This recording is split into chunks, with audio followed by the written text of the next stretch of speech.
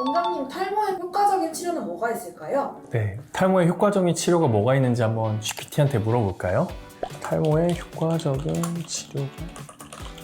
저희가 가장 흔하게 알고 있는 탈모 약이랑 주사 치료로 가장 먼저 이제 나오는 게 PRP라는 건데요. 그럼 PRP라는 거에 대해서 한번 알아볼까요?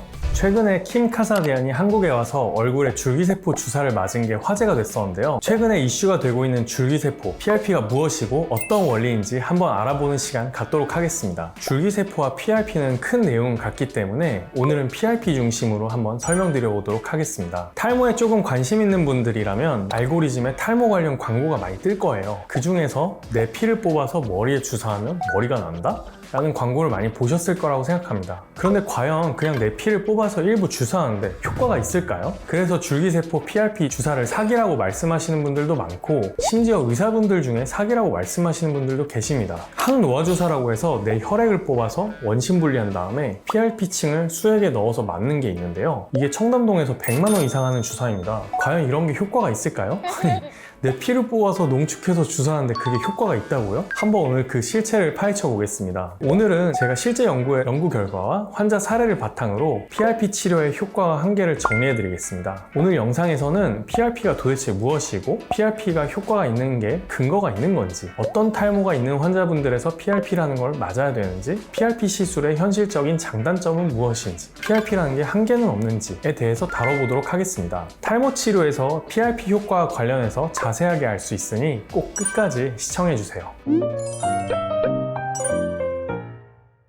PRP는 무엇일까요? PRP라는 것은 Platelet Rich Plasma의 약자이고요. 혈액에서 혈소판이 풍부한 혈장을 분리 농축해 손상 부위에 주입하는 치료법인데요. 탈모 외에도 피부, 관절, 연골과 같이 다양한 조직의 재생과 회복을 촉진하는 데 사용되고 있습니다. 모발 쪽에선 혈소판이 풍부한 층에 있는 PDGF, VEGF와 같이 성장인자들이 모낭세포의 성장을 촉진시키고 손상된 모낭을 재생시켜주는 원리를 이용하고 있습니다. 먼저 체열을 하고 나서 혈액을 원심 분리를 시키고 혈소판이 풍부한 층이 분리돼서 나오는데, 이 풍부한 층이 PRP 시술하는 데 사용되는 층입니다. 여기서 말씀드린 대로 다양한 모발 성장에 도움이 되는 물질들이 풍부하게 있습니다. 예를 들면 PDGF, VEGF, IGF-1, EGF 등의 모발이 성장기로 전환될 수 있게 도와주는 세포 신호 전달 물질들이 풍부하게 있다고 보시면 됩니다. 쉽게 말해서 몸 안에 재생 신호를 탈모 부위에 집중 투여하는 치료라고 보시면 돼요. 실제로 저도 PRP 주사 최근에 맞았는데 한 달 동안 모발에 힘이 생기고 모발이 두꺼워지고 두피 환경이 개선이 되는 느낌을 많이 받았습니다. 그리고 아까 말씀드린 항노화 주사라고 해서 PRP 3키트를 수액에 믹스해서 맞는 것을 저도 해봤는데요. 실제로 많이 좀 피곤한 게 덜하고 효과가 있는 거를 좀 느꼈습니다. 혈액을 원심 분리하면 PRP층 외에도 위쪽에 혈장 상층액인 PPP층이라는 게 있는데요. PPP층도 저는 추가적으로 주입하고 있습니다. PRP가 탈모 치료에 효과 있다는 근거가 있을까요? PRP가 탈모 치료에 효과가 있다는 논문을 이해하기 쉽게 풀어서 설명드리도록 하겠습니다. PRP가 효과가 있다는 연구 논문들이 많았는데요. 먼저 2015년에 나온 논문으로 The Effect of PRP in Hair Regrowth라는 논문에서 23명의 남성형 탈모가 있는 환자들이 3개월 간격으로 PRP 시술을 3회 시행했을 때 모발 밀도가 증가되는 걸 관찰했습니다. PRP 관련해서 탈모 쪽에서 어떻게 보면 이 논문이 가장 많이 거론되고 있는데요. 머리 반쪽에는 PRP를 주입하고 반쪽에는 생리식염수를 주입해서 실험을 했는데요. 결론적으로 말씀드리면 모발수가 28%나 증가했고 모발 굵기의 증가도 관찰됐습니다. 위에가 시술 전이고 아래가 시술 후 사진인데요. 아까 말씀드렸듯이 모발 개수가 28%나 증가했습니다. 이 논문의 핵심 포인트만 정리해서 말씀드리면 PRP는 남성형 탈모 치료에서 안전하고 효과적이고 모발 수랑 밀도, 굵기 모두 개선을 시키고 PRP 주사가 세포 증식과 혈관 형성을 촉진해서 모낭 재생에 도움이 된다라는 내용이었고요. 하지만 효과 기간이 제한적이기 때문에 지속적인 효과를 위해서 정기적인 유지 치료가 필요하다는 점이었습니다. 대상 환자가 23명이라서 더 대규모 장기 연구가 요구된다는 한계도 있었습니다. 또 다른 2015 2016년에 나온 논문에서도 남성형 탈모에서 보조적인 치료로 PRP가 효과적이라는 결과도 있었습니다. 여성형 탈모에서도 PRP 시술을 한 환자분들에서 모발 수와 두께가 증가한다는 연구 결과가 있었고요. 원형 탈모에서도 TA 주사가 1차적인 치료지만 PRP를 같이 주사했을 때 효과가 있다는 연구 결과도 있었습니다. 정리하자면 PRP는 탈모 환자에서 모발 두께와 모발 개수 증가에 효과가 있는 치료입니다. 논문별로 모발 개수 혹은 두께 증가에 편차가 있었는데요. 아무래도 표본수가 많지 않고 시술 효과가 개인별 편차가 있을 수밖에 없어서 그렇습니다.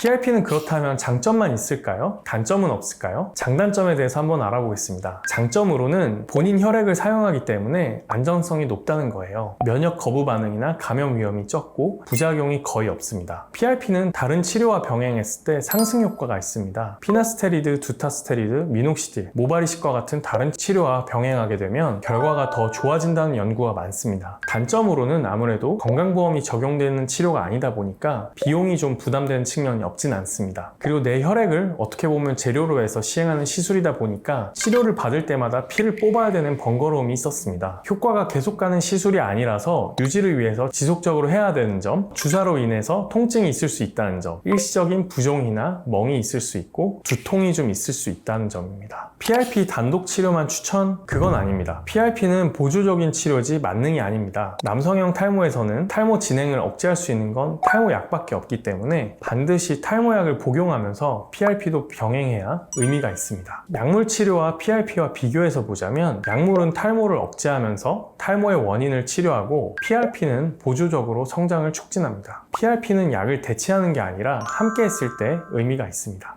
모발 이식과 PRP를 비교해 보자면요. 모낭은 이미 사라진 부위에는 이식 외에는 방법이 없습니다. 하지만 이식 후에 보조적으로 PRP를 쓰면 생착률과 회복에 도움을 준다는 보고가 있습니다. 오늘은 PRP가 무엇이고 어떤 원리로 효과가 있는지, 어떤 탈모에서 사용되는지, 장단점은 무엇인지에 대해서 알아봤습니다. 정리하자면 PRP는 초기 탈모나 보조적인 치료로는 의미가 있지만 만능 치료법은 아닙니다. 자신에게 맞는 치료인지 약물 치료를 할지 모발 이식을 해야 할지는 반드시 모발 전문 의사와 상담받아 보시는 걸 추천드립니다. 저는 환자분들의 상태를 보고 PRP가 도움이 될 케이스인지 아닌지 정확하게 안내드리고 있습니다. 궁금하신 점은 댓글로 주시고요. 오늘 영상이 도움이 되셨다면 구독과 좋아요, 알림 설정 부탁드리겠습니다. 다음에는 더 유익한 영상으로 찾아뵐 수 있도록 하겠습니다. 감사합니다.